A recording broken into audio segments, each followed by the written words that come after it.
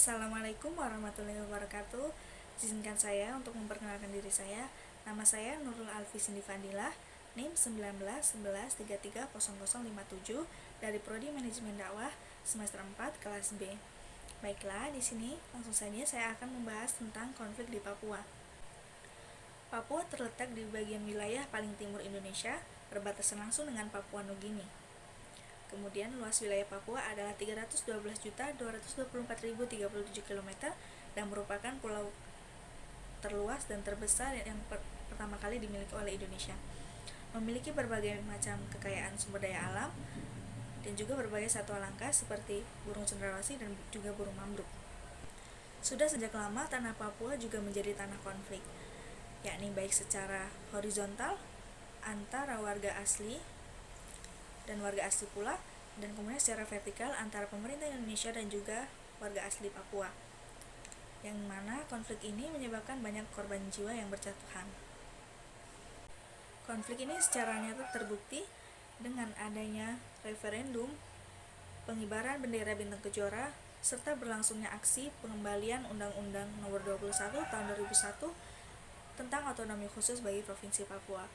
Untuk selengkapnya, mari simak beberapa penjelasan berikut. Penjelasan pertama adalah tentang sejarah konflik di Papua. Papua merupakan provinsi yang berpenduduk asli ras Melanesia, syarat dengan sejarah pelanggaran HAM, persaingan bisnis, dan konflik politik, terutama sejak Indonesia dipimpin oleh Presiden Soeharto pada akhir 1960-an. Masuknya provinsi ini menjadi bagian dari Indonesia adalah kelindan antara kepentingan negara-negara besar pada awal Perang Dingin, kepentingan bisnis, serta pembagian wilayah kekuasaan negara-negara baru yang merdeka.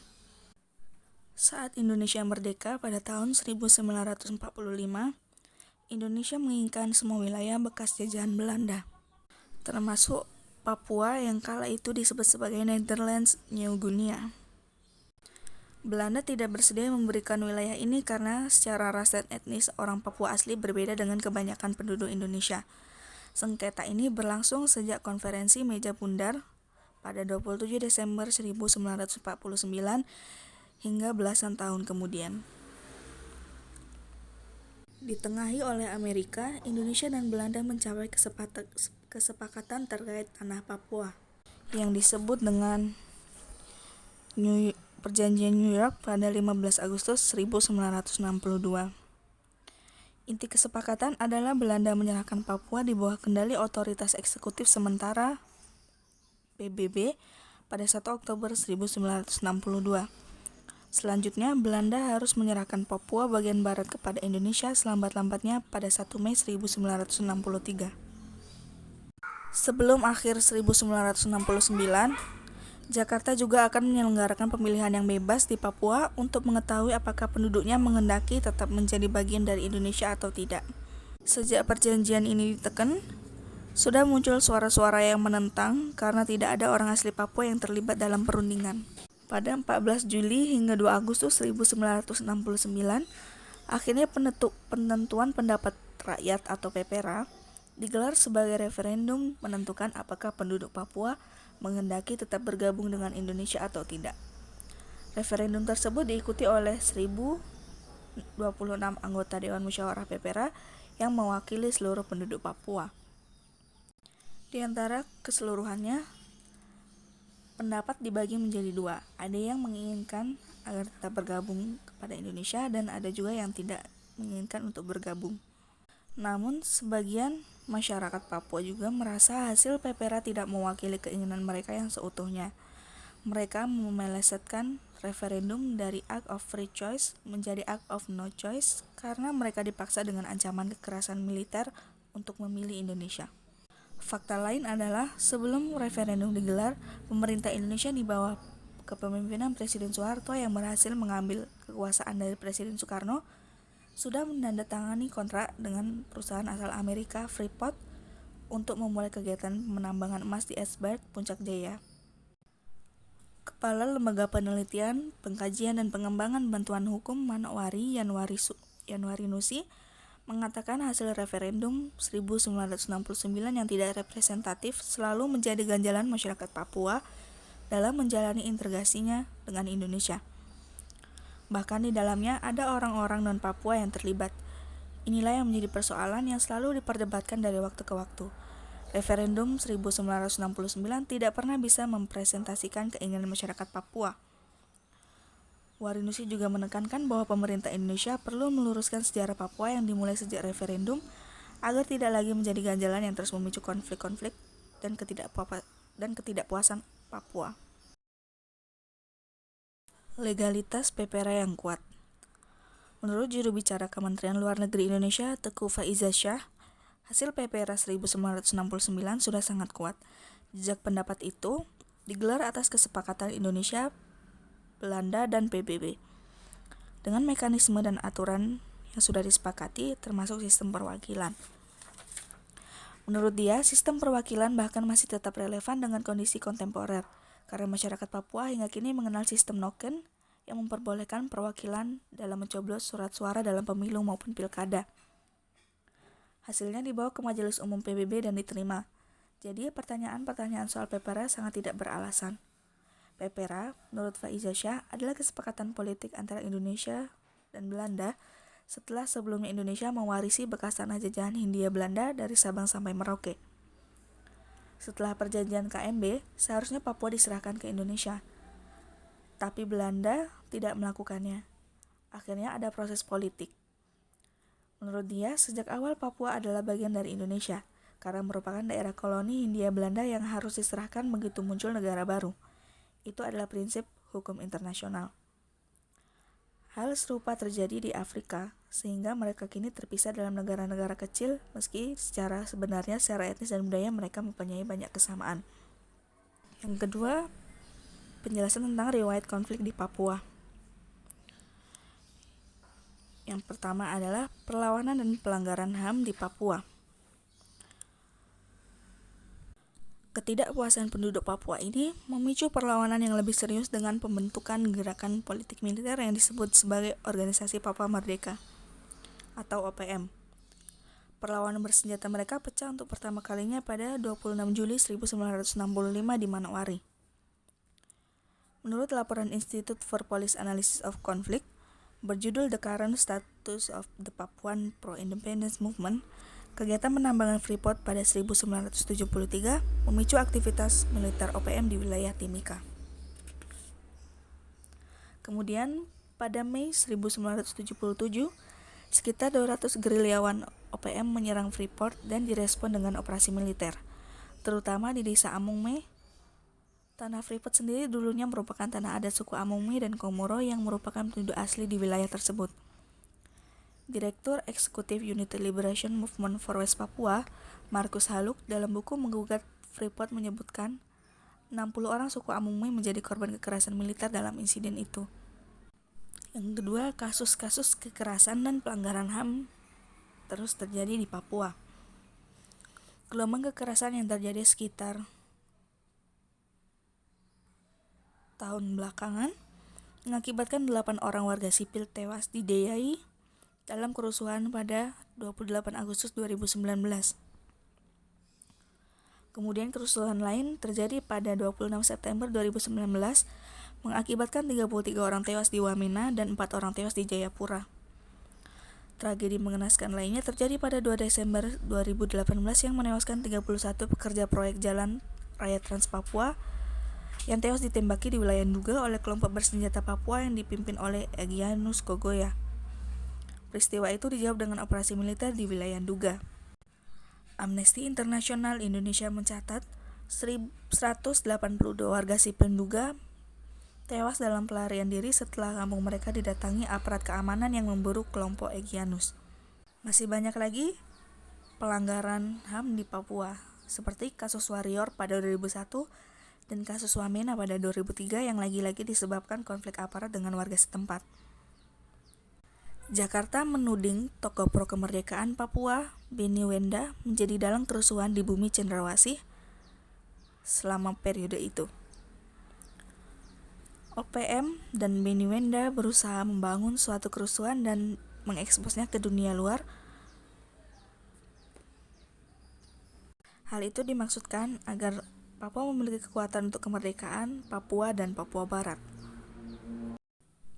Penjelasan ketiga, penyebab konflik kekerasan sosial di Papua. Yang pertama adalah terjadinya eksploitasi sumber daya alam. Seperti contoh kasus Freeport, limbah railing yang mencemari sumber ekonomi seperti moluska, sumber yang menjadi sumber protein masyarakat Komoro, Sempan di Omawita. Eksploitasi ini membuktikan ketidakadilan berdasarkan fakta-fakta masyarakat. Pemegang hak atas adat tidak dilibatkan dalam proses pengambilan keputusan. Pada semua konsekuensi negatif pasti dipikul oleh mereka, bukan oleh pengambil keputusan. Masyarakat menjadi penonton dan terasing di tanahnya sendiri. Mereka tidak dapat berpartisipasi dalam pembangunan ekonomi serta memang tidak dipersiapkan, dilatih, dan diberi kesempatan. Yang kedua, dominasi migran di berbagai bidang kehidupan. Selama pemerintahan Orde Baru, orang Papua kurang diberikan peran dalam pemerintahan dan proses politik. Posisi utama selalu diberikan kepada orang luar dengan dalih orang Papua belum mampu. Dominasi itu bukan hanya dari sektor pemerintahan saja, melainkan pada sektor swasta juga. Industri yang mengeksploitasi sumber daya alam mereka lebih banyak menggunakan tenaga dari luar negeri, seperti pabrik plywood, PT Wapoga, dan lain-lain. Ketiga, penyeragaman identitas budaya dan pemerintah lokal. Singkatnya, pengembangan sumber daya manusia tidak berpijak pada pengetahuan dan kearifan lokal. Menyadari ancaman terhadap eksistensi orang Papua, tokoh seperti Arnold Ape berusaha untuk menggali dan mengembangkan unsur-unsur budaya lokal. Tetapi penguasa melalui aparat militer melihatnya secara sempit dan sebagai ancaman. Sayangnya, beliau dibunuh dengan cara yang melukai hati orang Papua khususnya dan kemanusiaan pada umumnya. Dari dominasi dan penindasan itulah menjadi identitas nasionalisme Papua makin mantap menopang tuntutan Papua merdeka. Yang keempat, tindakan represif oleh militer. Tindakan represif ini meliputi intimidasi, teror, penyiksaan, dan pembunuhan. Semua hal itu dilakukan berkenaan dengan pengambilan hak-hak adat orang Papua yang ada. Cara paksa untuk berbagai keperluan seperti transmigrasi, pertambangan, industri manufaktur, dan sektor wisata. Yang kelima adalah nasionalisme yang sangat kuat yang dimiliki oleh orang Papua. Ini merupakan hal unik yang membedakannya dengan konflik lainnya yang terjadi di Indonesia, yaitu nasionalisme Papua yang tertanam dalam diri rakyat Papua selama puluhan tahun. Rasa nasionalisme tersebut mendorong rakyat Papua membenci adanya penjajahan terhadap mereka, baik Belanda maupun Indonesia. Nasionalisme Papua mulai ditanamkan oleh Belanda ketika didirikannya sekolah pamong praja di Hollandia, tertanam dan tersebar dari generasi ke generasi. Belanda dan Indonesia, Papua melihat keduanya bukanlah pihak yang dapat diharapkan karena keduanya sama-sama ingin menguasai Papua. Hal ini menyebabkan gerakan anti-Indonesia yang sangat kuat dan mudah meluas di Papua. Keempat, penjelasan tentang dampak dari konflik Papua. Separatisme yang semakin mengkhawatirkan membuat keamanan kian memburuk. Banyak pengamat memperkirakan Papua bakal lepas dari NKRI. Mereka ditenggarai sudah memiliki sponsor yang siap mendukung wilayah timur Indonesia ini. Bahkan Papua saat ini sudah sangat siap untuk lepas dari Indonesia. Maraknya aksi penembakan dan penghadangan oleh kelompok separatis Papua telah meresahkan masyarakat Papua sendiri. Sasaran tembak ini tidak hanya pada TNI dan polisi, namun masyarakat umum serta karyawan Freeport kini dijadikan target. Sehingga tak mengherankan bila hampir setiap hari terjadi penghadangan dan penembakan oleh orang tak dikenal yang diyakini banyak orang adalah separatis Papua. Penyebab separatisme Papua adalah tidak meratanya distribusi sumber daya ekonomi, sehingga meskipun Papua memiliki kekayaan yang luar biasa, rakyatnya tetap miskin. Tambang raksasa Freeport adalah sebuah contoh bagaimana kapitalisme mengeksploitasi sumber daya lokal dengan sepuas-puasnya. Konflik antar agama di Papua tinggi juga karena konflik yang bertikai menganggap dirinya sebagai korban.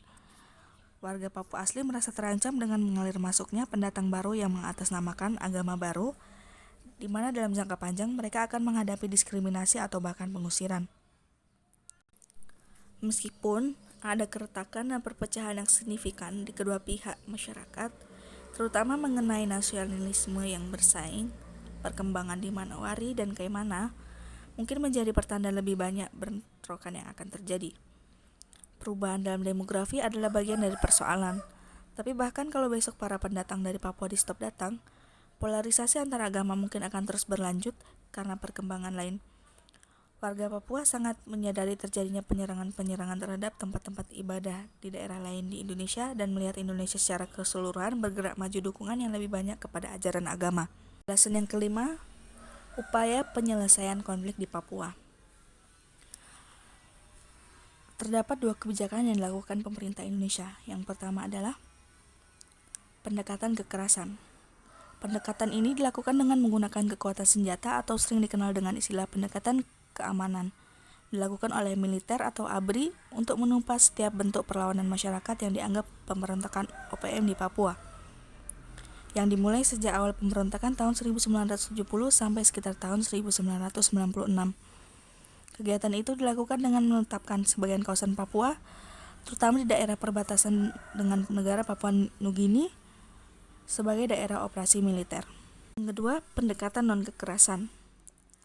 Sejak Papua masuk dalam wilayah Republik Indonesia pada tanggal 1 Mei 1963, maka kegiatan utama yang menjadi tugas pokok dari semua petugas Indonesia Papua adalah menggantikan posisi tugas Belanda dengan mengindonesiakan orang-orang Papua.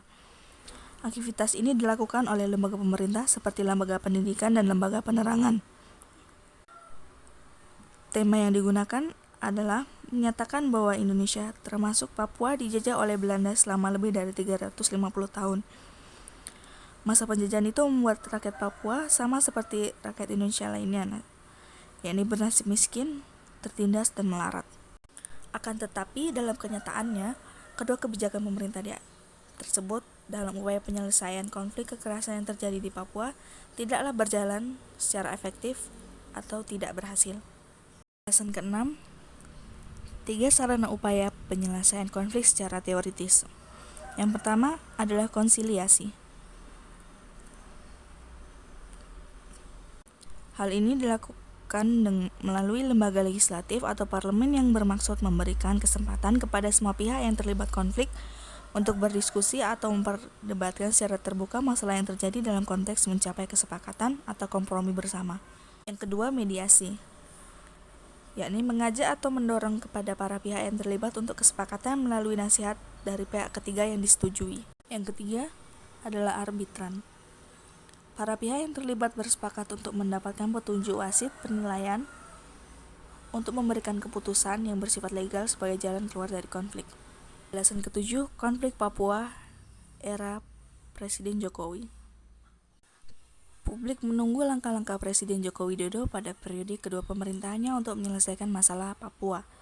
Harapan semakin kuat setelah dia meresmikan jembatan Yotefa di Jayapura, yang merupakan kunjungan ke daerah pertama setelah dia menjabat sebagai presiden. Tapi lagi-lagi pemerintahannya melakukan pendekatan ekonomi dengan terus membangun infrastruktur di Papua. Usai kunjungan tersebut, pemerintah memastikan akan melakukan pemekaran di wilayah Papua. Papua yang tadinya terdiri atas 2 provinsi, yakni Papua dan Papua Barat, akan dimekarkan menjadi total 4 provinsi. Pemerintah mengklaim pemekaran provinsi di Papua akan membuat pengelolaan pembangunan lebih efektif selain membangun iklim politik yang lebih kondusif. Keputusan ini juga diklaim sebagai respon atas aspirasi tokoh Papua. Pendekatan ekonomi sebenarnya sudah dilakukan pemerintah sejak lama dengan payung Undang-Undang Otonomi Khusus. Pemerintah membajari dana sebesar 75,4 triliun sejak 2002 sampai 2009. Namun dana berlimpah ruah itu tidak berarti banyak. Indeks Pembangunan Manusia Papua versi Badan Pusat Statistik pada 2018 menempati peringkat terbawah sekaligus jauh tertinggal ketimbang wilayah lainnya. Koordinator Jaringan Damai Papua, Adriana Elizabeth, mengatakan pemekaran wilayah dan menggelontorkan dana dalam jumlah yang sangat besar tidak cukup menyelesaikan konflik di Papua. Menurutnya, yang juga peneliti Lembaga Ilmu Pengetahuan Indonesia, pemekaran wilayah hanya akan memuaskan elit dan kelompok tertentu di Papua tanpa menyentuh akar persoalan. LIPI sudah sejak lama memetakan 4 akar persoalan di Papua, yakni kegagalan pembangunan, marginalisasi, dan diskriminasi orang asli Papua, kekerasan negara dan pelanggaran HAM, serta sejarah dan status politik wilayah Papua. Pemekaran wilayah mudah dilakukan, tapi apakah itu menjamin konflik demografi di tengah masyarakat Papua hilang? Kalau tidak diselesaikan hingga akar persoalannya, semua itu akan tetap terbawa.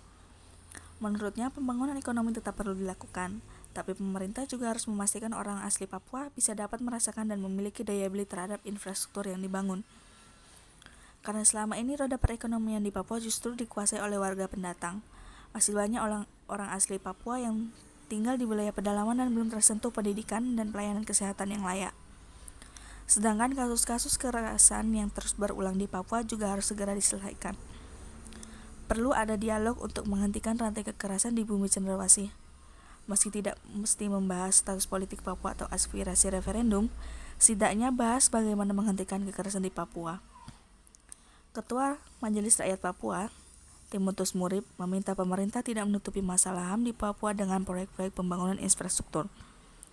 Pembangunan menjadi kewajiban negara di seluruh Indonesia, tapi harus ada prioritas di Papua, yaitu bicara masalah HAM. Masyarakat Papua menanti komitmen Jokowi menuntaskan kasus HAM pada 5 tahun terakhir, namun belum terbukti hingga kini. Tidak satu pun beliau sentuh dan bicarakan dalam 5 tahun terakhir. Selain itu, Timotius mendesak pemerintah fokus membangun sumber daya manusia Papua. Dia juga mengatakan rencana pemekaran wilayah di Papua tidak dibutuhkan masyarakat.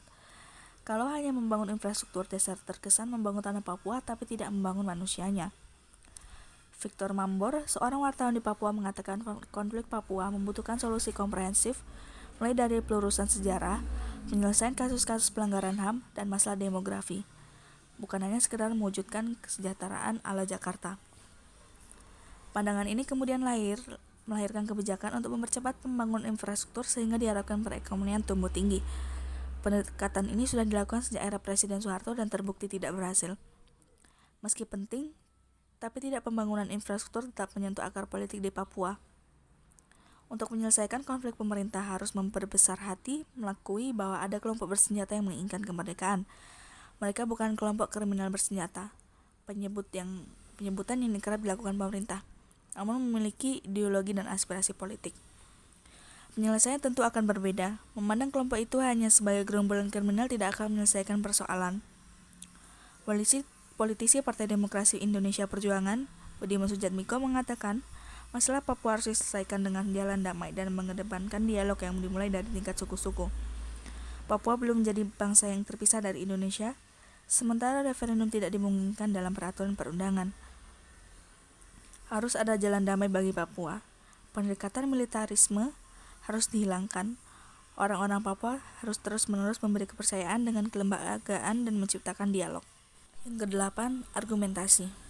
Dari semua referensi dan catatan-catatan tentang masalah konflik yang terjadi di tanah Papua dulu hingga sekarang, dapat dipahami latar belakang serta faktor penyebab terjadinya berbagai konflik kekerasan di tanah Papua. Umumnya, kekerasan di Papua terkait dengan konflik antar warga suku, separatisme, kriminalitas, proses dan hasil pembangunan di Papua selama otonomi khusus belum dirasakan sepenuhnya oleh orang asli Papua, terutama di wilayah pedalaman. Sebagian besar masih berada di wilayah garis kemiskinan dan terpinggirkan. Bahkan kondisi pembangunan Papua masih kalah jauh dengan kota-kota kelas 2 di Pulau Jawa. Warga Papua merasa tidak dihargai dan diabaikan. Selain itu, minimnya sarana dan prasarana publik di daerah-daerah Papua dan Papua Barat, kelaparan dan kondisi kurang gizi di daerah-daerah di Papua, serta rendahnya tingkat pendidikan di wilayah Indonesia Timur itu merupakan faktor-faktor yang berpotensi menimbulkan konflik. Tetapi di sisi lain, penyebab konflik di Papua, OPM dan sejenisnya adalah salah satu penyebab konflik tersebut. Tujuan mereka adalah menimbulkan kesan bagi pemerintah pusat dan daerah serta pihak internasional bahwa Papua selalu tidak aman karena adanya OPM. Ini jelas-jelas bertujuan menggagalkan ide dan keinginan luar orang asli Papua untuk berdialog atau berdiskusi dengan pemerintah Indonesia dalam waktu dekat. Selain itu, banyaknya peristiwa kekerasan dan konflik yang ada di Papua menandakan bahwa institusi kepolisian yang ada di daerah Papua beserta jajaran Polresnya di seluruh tanah Papua seringkali tidak mampu mengungkapkan kasus-kasus kekerasan bersenjata yang terjadi di Papua. Ditambah lagi, polisi di daerah ini sulit sekali mendapatkan bukti yang bisa menjadi petunjuk penting dalam mengungkapkan sebab dan siapa pelaku dari setiap kasus tersebut. Selama kesenjangan itu terjadi, maka akan semakin banyak konflik yang akan tetap membakar masyarakat di Papua. Apapun kebijakan yang dilakukan pemerintah tidak akan benar-benar memadamkan konflik yang terjadi. Justru sebaliknya, masyarakat akan menilai kebijakan yang dilakukan pemerintah adalah akal-akalan mereka saja. Untuk itu, diharapkan sebaiknya hal ini mendorong pemerintah maupun pihak-pihak yang terkait lainnya untuk mengupayakan solusi komprehensif yang dengan pembangunan secara intensif dan berkesinambungan di tanah Papua. Kondisi ini bisa dijaga oleh pemerintah setempat dan pemangku kepentingan dengan cara bersinergi atau berkomunikasi dengan cukup baik. Dengan cara seperti itu dapat diyakini sedikit demi sedikit konflik yang ada di bumi cendrawasih tersebut akan memudar. Bahkan mungkin masyarakat akan merasakan kemakmuran perhatian pemerintah terhadap tempat tinggalnya. Di bawah ini saya lampirkan beberapa hal yang seyogyanya dilakukan oleh pemerintah. Yang pertama adalah hindari mendukung kegiatan-kegiatan berbasis agama yang jelas-jelas memiliki agenda politik, sehingga tidak memperburuk persoalan yang sudah ada, dan menginstruksikan TNI dan Polri untuk memastikan bahwa personel yang bertugas di Papua tidak dilihat berpihak kepada salah satu pihak. Yang kedua, mengidentifikasi pendekatan-pendekatan baru untuk menangani ketegangan antar agama di tingkat akar rumput. Lebih dari sekedar kampanye, dialog antar agama di antara para elit yang seringkali tidak efektif. Yang ketiga, memastikan bahwa pendanaan atau sumbangan keuangan pemerintah terhadap kegiatan-kegiatan agama dilakukan secara transparan dan diaudit secara independen, di mana informasi mengenai jumlah dan para penerima dana bisa dilihat dengan mudah di situs-situs atau dokumen publik. Yang keempat, menghindari menandai kelompok-kelompok yang menyerukan eksklusivitas atau permusuhan terhadap agama lain.